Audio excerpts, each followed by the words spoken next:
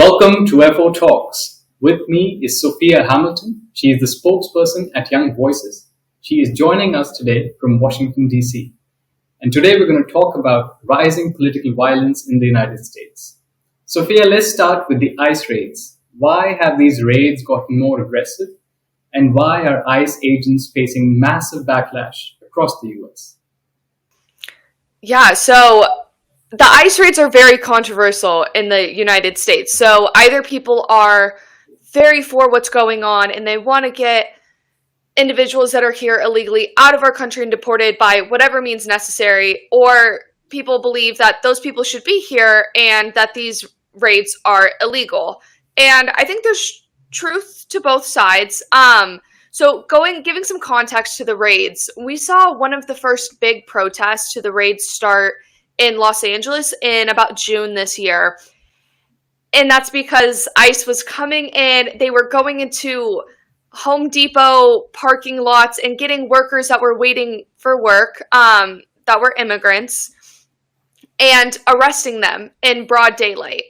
And these weren't people that were criminals. When ICE raids first started happening, we were told at the federal level that they would be going after criminals and getting the dangerous people out of our country. And there are people here who shouldn't be here and are doing criminal activity, and they should not be here. And I think people were for the criminals leaving. I think that's a pretty safe thing to do. It makes sense. But when we started seeing people in Los Angeles go in and take out these workers that were trying to get a job and just trying to make a living, and they weren't doing anything illegal, that angered a lot of people, especially in California. I'm originally from Southern California. You see workers lined up waiting to get jobs everywhere. And those are hardworking people. And so that really angered people. And then you add the frustration of a lot of the ICE members have face masks on and they're covering their identity, or they're not even showing that they're with ICE. These just look like random men on the street. That angered a lot of people, and it really scared a lot of people for good reason.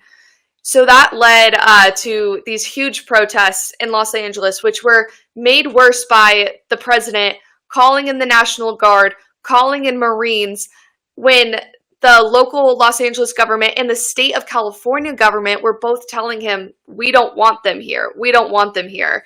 And so it really just stoked the flames. And we've been seeing similar protests like that, not to the extent of Los Angeles, but still that anger that we are seeing in Los Angeles across the country throughout the rest of the year. Right. I remember some of the ICE raid visuals from Chicago, which were really brutal. And of course, from Los Angeles as well. The ICE raids at the Hyundai plant in Georgia went viral because South Korean workers were essentially arrested and deported. Are these ICE raids still ongoing, or have they kind of pulled back? Or there's been so much backlash that the ICE raids have become, I would say, less frequent and less open and less, I would say, in your face, especially on social media. They're still going on. I don't think it's greatly publicized where they're at, because, I mean, it's raids. They're trying to do this undercover and surprise people to get more illegal immigrants out.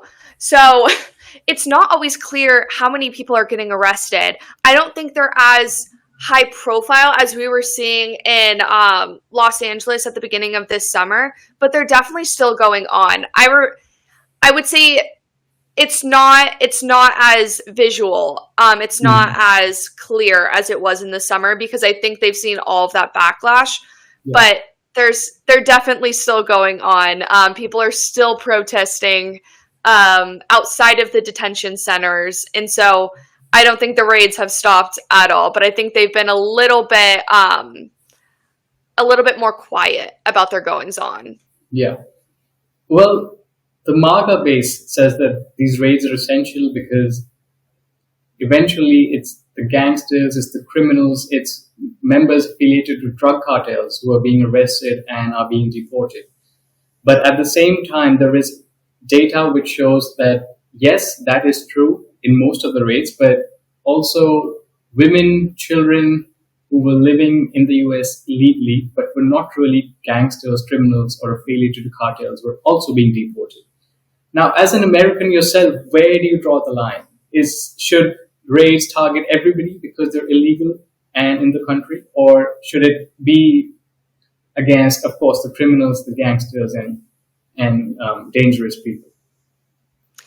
Yeah, so I'll start with this. Our immigration system in the United States is incredibly broken.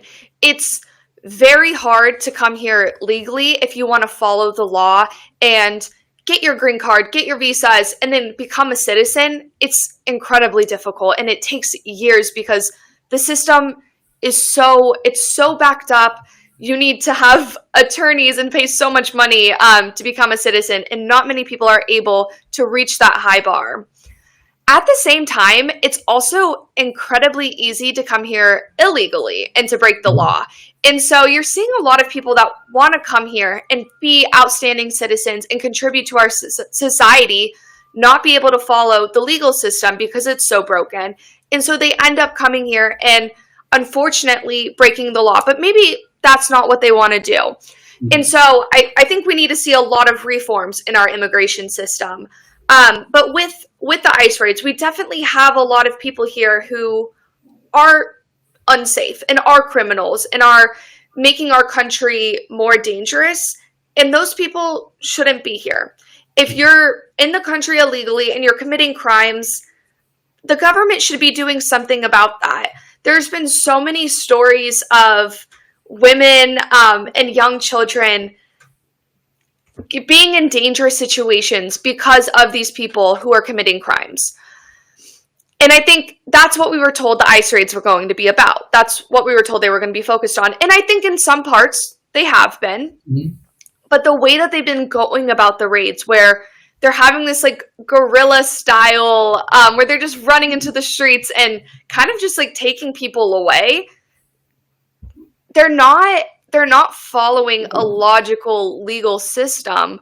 And so people that shouldn't be arrested and that aren't criminals, but maybe aren't here legally, and so that's still a problem, but they're not criminals and they're not the people that we should be targeting, especially targeting first. They're getting caught up in it. And so there's a lot of fear. And there's been stories about people who weren't criminals, have no criminal record, and they've been deported. And maybe they're being deported to a country that they're not even from and they have no connection to. Right. And that's definitely not okay. Right.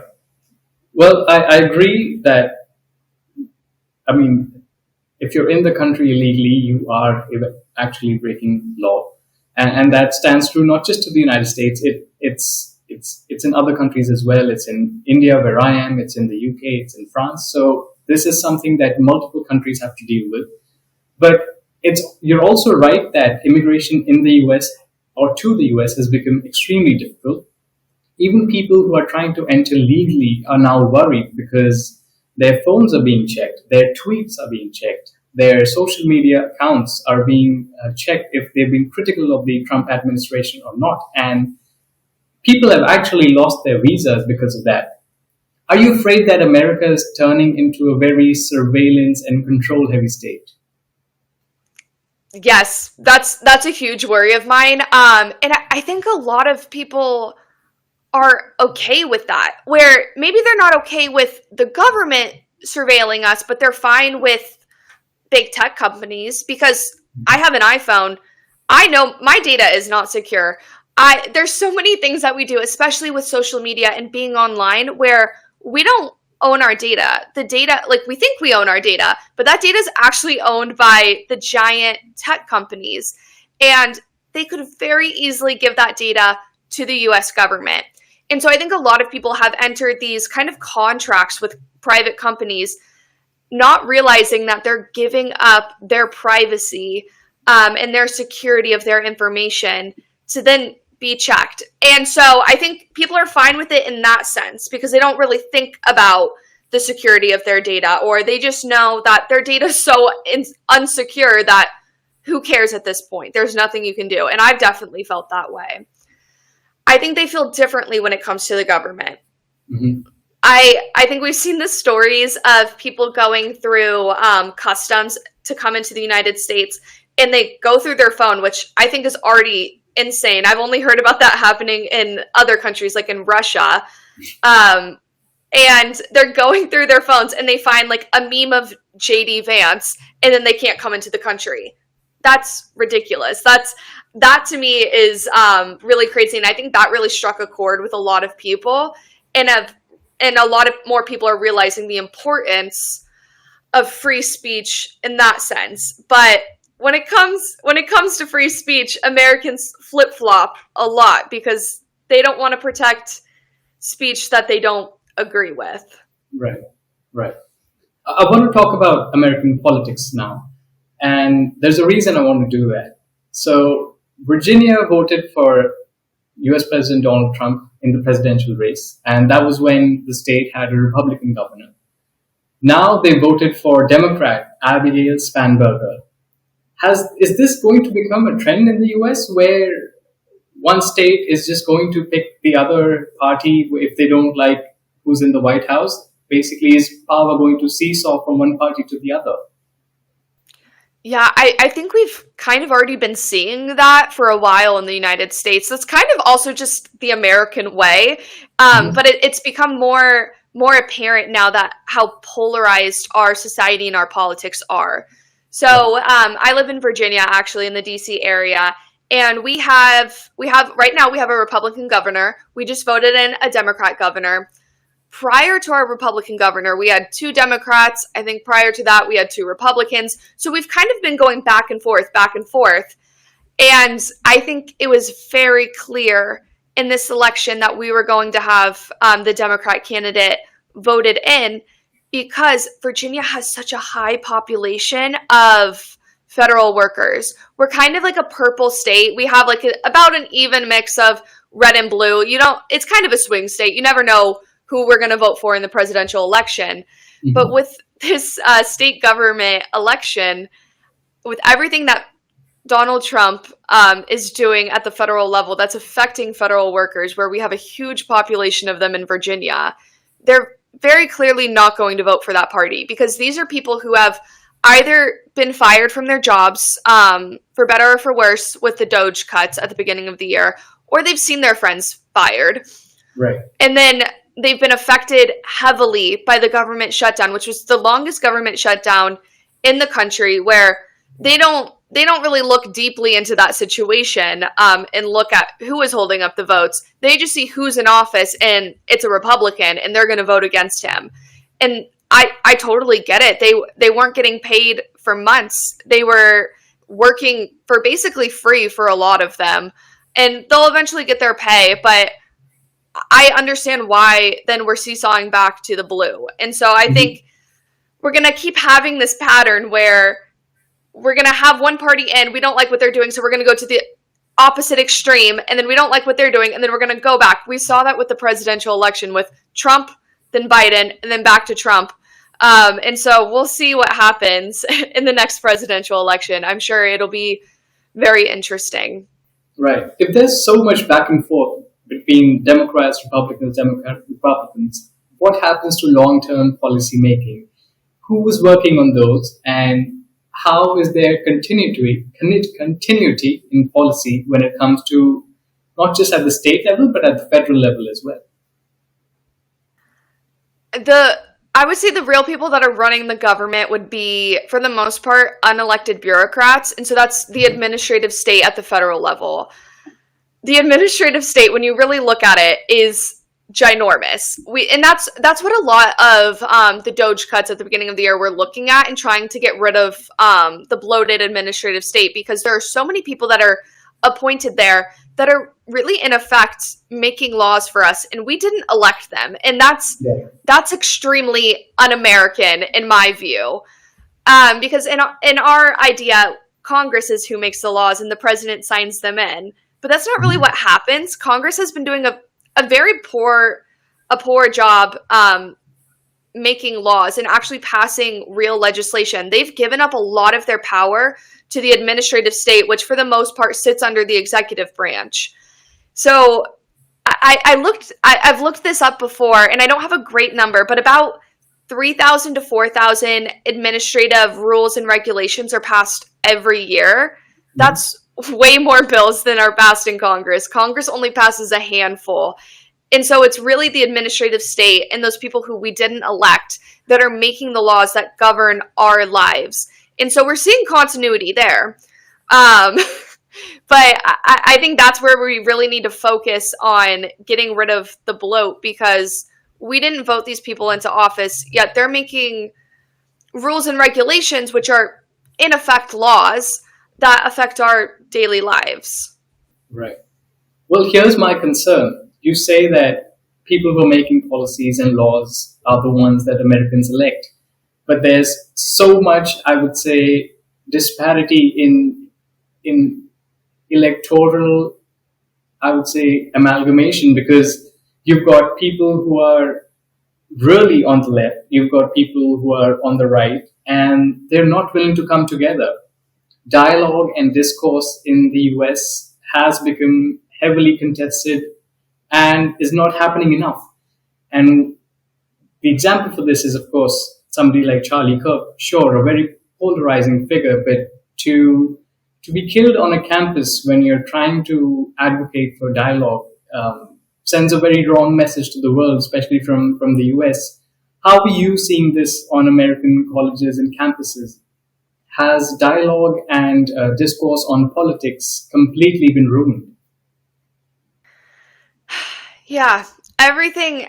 Our country is incredibly polarized, and I think our politicians have done a very poor job of feeding into that rhetoric. I'll give an example before I talk about the campus life. Mhm. The first time I went to Capitol Hill to watch one of my bosses testify in front of a big committee in Congress, I became absolutely disillusioned, because the members of Congress who invited these experts in their field to come and give them information about these really important topics, they'll come in for their 5 minutes of the 3 hour hearing to get their social media reels. And they'll come in and ask inflammatory questions and show up with the giant posters just so they can have a gotcha moment on Twitter. And they're not actually listening to the experts who have dedicated so much time. And so Right. they've really stoked the flames here, and they're not coming together like they should. And I think I don't know what came first, the politics or the society. I think it's so intertwined. But then you're seeing that again on college campuses, and at its absolute worst, that creates the situation where people get shot in cold blood like Charlie Kirk was this summer. And I think that should have been a wake-up call for a lot of people, seeing how horrible this rhetoric is and what can happen when you're just speaking freely. But I saw so many people cheering that on. Mhm. And we've seen so many professors and teachers at lower levels of education and other professionals lose their jobs because they were celebrating that killing, which I am all, I'm a big proponent for free speech. Even speech you don't like counts as free speech. You can't be, the government can't be telling you what you can and can't say, but there are still consequences if you're saying terrible, inhumane things. And that could be that you're losing your job. It's different if you're working for a government employer, but if you're working for a private university, that might be a consequence of you cheering on the death of someone. Mhm. And I don't think that's a great way to go about the situation, because we need to have more open dialogue. Right. Um, and when I was in college, I was in college in Florida in the 2020 era, and it was highly politicized. We had COVID going on, so there was a lot of discourse about vaccines. That was also when the Black Lives Matter protests were going on, and so a lot of conversations there around equality and diversity. And I'd say my school did a pretty good job of having open forums for that. But I think I went to a very liberal school, and so there wasn't a lot of pushback. And at that time, I wasn't paying enough attention to, was everyone getting a seat at the table? And I think it's only gotten worse from there, as we've seen with so many people getting fired and getting kicked out of schools. Right. You spoke about open forums in your college, but how can other colleges also implement something similar, basically to keep a balance of political activism, of education and discourse? Because after all, America is known for its political discourse, it's known for free speech, it's known for dialogue. So how can universities ensure that the roots aren't taken away? I think they need to treat all speech as equal. Even if they don't like the speech, even if it's heavily conservative or heavily liberal, they need to allow that to happen. Because if you're taking away either side, that's going to incite a lot of anger, and that could lead to protests, which could go on and lead to violence. I think they also need to get rid of this idea that speech itself is violence. Mm-hmm. Words don't kill people. They could lead, I guess they could lead to violence. You can't be inciting mobs. That's not protected speech. But just having ideas that you don't like isn't violence. And so I think they need to do a better job of having open forums for people to come to the table for different religions, different political parties. And I think there's some great organizations that are doing that. There's this new, it's not new, but it's new to me, organization called Bridge. And they have a lot of college campuses, and they're working to just have conversations about controversial topics and even just politics of the day between people all across the political spectrum. And I think we need more of that. Because when I was in college, and I know it's still normalized today, we were basically, the rhetoric online was, if someone doesn't agree with you politically, cut them off. That's normal. And unfortunately, I saw some new data recently, and a lot of hard left-leaning people and hard right-leaning people still agree with that, younger individuals. And I think that's a really sad way to live. You're going to be cutting off a lot of people in your life just because they don't agree with you, and you're cutting yourself away from growing as an individual and learning more diversity of thought. That's right. Thank you, Sophia, for joining us and for giving the time and for speaking openly on a topic that a lot of people are shying away from. Either they're worried about being judged, or they're worried about being attacked.